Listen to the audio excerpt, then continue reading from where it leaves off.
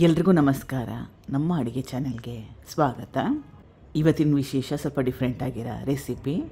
ಇದು evening snack, ಬೆಳಗ್ಗೆ ಟಿಫನ್ನು, ರಾತ್ರಿ ಊಟ ನಿಮಗೆ ಯಾವಾಗ ಇಷ್ಟ ಆವಾಗ ಮಾಡ್ಕೊಂಡು ತಿನ್ಬೋದು. ಮಾಡೋದು ತುಂಬಾ ಸುಲಭ. ಮೊದಲನೇ ಸ್ಟೆಪ್ಪಲ್ಲೇ ಮಿಕ್ಸಿ ಜಾರ್ನ ತೊಗೊಂಡಿದ್ದೀನಿ.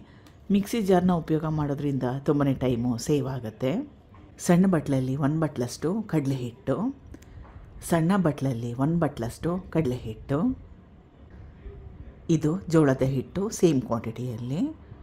ಜೋಳದ ಹಿಟ್ಟಿಗೆ ಬದಲಾಗಿ ಗೋಧಿ ಹಿಟ್ಟನ್ನು ಕೂಡ ಉಪಯೋಗ ಮಾಡ್ಬೋದು. ಸೇಮ್ ಕ್ವಾಂಟಿಟಿಯಲ್ಲಿ ಅಕ್ಕಿ ಹಿಟ್ಟು, ರುಚಿಗೆ ತಕ್ಕಷ್ಟು ಉಪ್ಪು, ಇದು ಮೊದಲೇ ಬೇಯಿಸಿಟ್ಕೊಂಡಿರೋ ಸಿಹಿಗೆಣಸು, ಹಸಿ ಗೆಣಸಲ್ಲ, ಮೊದಲೇ ಬೇಯಿಸಿಟ್ಕೊಂಡಿರೋದು.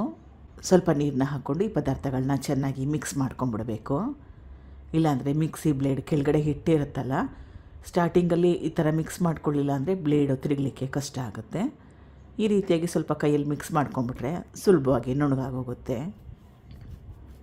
ಗಟ್ಟಿಯಾಗಿರೋ ಕನ್ಸಿಸ್ಟೆನ್ಸಿಯಲ್ಲೇ ರುಬ್ಕೋಬೇಕು. ರುಬ್ಬಿದ್ದಾಗಿದೆ ನೋಡಿ, ಈ ರೀತಿಯಾಗಿರೋ ಕನ್ಸಿಸ್ಟೆನ್ಸಿಯಲ್ಲೇ ರುಬ್ಕೋಬೇಕು. ಇದು ತುರಿದಿಟ್ಕೊಂಡಿರೋ ಬ್ರೊಕೋಲಿ ಮನೇಲಿತ್ತು, ಅದಕ್ಕೋಸ್ಕರವಾಗಿ ಉಪಯೋಗ ಮಾಡ್ತಾಯಿದ್ದೀನಿ. ಬೇಯಿಸಿಟ್ಕೊಂಡಿರೋದಿಲ್ಲ, ಹಸಿ ಬ್ರೊಕೋಲಿ. ಇದಕ್ಕೆ ಬದಲಾಗಿ ಹೂಕೋಸನ್ನು ಕೂಡ ಉಪಯೋಗ ಮಾಡ್ಬೋದು, ಅಥವಾ ಇದನ್ನು ಸ್ಕಿಪ್ ಕೂಡ ಮಾಡ್ಕೋಬೋದು. ನಿಮ್ಗೆ ಯಾವ ತರಕಾರಿ ಇಷ್ಟ ಆ ತರಕಾರಿನ ಹಾಕೋಬೋದು. ಹಸಿರು ಮೆಣಸಿನ್ಕಾಯಿ, ಈರುಳ್ಳಿ, ಕೊತ್ತಂಬರಿ ಸೊಪ್ಪು ಚೆನ್ನಾಗಿ ಮಿಕ್ಸ್ ಮಾಡ್ಕೋಬೇಕು. ತೋರಿಸ್ತಾ ಇರೋ ಕನ್ಸಿಸ್ಟೆನ್ಸಿಯಲ್ಲೇ ಮಾಡ್ಕೊಳ್ಳಿ. ಇದಕ್ಕಿಂತಲೂ ತೆಳುವಾಗಿ ಮಾಡಿಕೊಂಡ್ರೆ ಹಾಕೊಳ್ಳೋವಾಗ ತಿರುವಾಕೊಳ್ಳೋವಾಗೆಲ್ಲ ಕಿತ್ತೋಗೋ ಚಾನ್ಸಸ್ ಇರುತ್ತೆ. ಹಿಟ್ಟು ರೆಡಿಯಾಗಿದೆ. ಇದೇ ಹಿಟ್ಟಲ್ಲಿ ಪೊಡ್ ಕೂಡ ಮಾಡ್ಕೋಬೋದು. ಸಣ್ಣದೊಂದು ಪ್ಯಾನ್ನ ಕಾಯಕ್ಕೆ ಇಟ್ಕೊಂಡಿದ್ದೀನಿ, ಅದು ಚೆನ್ನಾಗಿ ಕಾದಿದೆ. ಉಪಯೋಗ ಮಾಡಿರೋದು ನಾನ್ ಸ್ಟಿಕ್ ಪ್ಯಾನು. 1 ರಿಂದ 1.5 ಸೌಟಷ್ಟು ಹಿಟ್ಟು, ಸ್ವಲ್ಪ ಎಣ್ಣೆ, ಮುಚ್ಚಿಡಬೇಕು. ಒಂದು ಕಡೆ ಚೆನ್ನಾಗಿ ಬೆಂದ ಮೇಲೇ ತಿರುವಾಕೋಬೇಕು. 2 ಕಡೆ ಚೆನ್ನಾಗಿ ಬೇಯಿಸ್ಕೋಬೇಕು.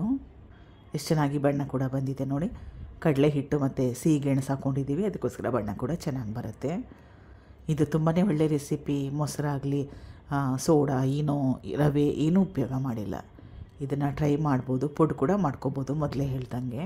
ಇದಾಗಿದೆ. ಇವಾಗ ಕಾಯಿ ಚಟ್ನಿ ಜೊತೆಗೆ ಚೆನ್ನಾಗಿರುತ್ತೆ. ಕಾಯಿ ಚಟ್ನಿ ಮಾಡ್ಕೊಳ್ಳಿಕ್ಕೆ ಕಷ್ಟ ಆದರೆ ಮೊಸರಲ್ಲೂ ತಿನ್ಬೋದು, ಚಟ್ನಿ ಪುಡಿಯಲ್ಲಿ ತಿನ್ಬೋದು, ಉಪ್ಪಿನಕಾಯಲ್ಲಿ ಕೂಡ ತಿನ್ಬೋದು. Thank you for watching. ಧನ್ಯವಾದಗಳು.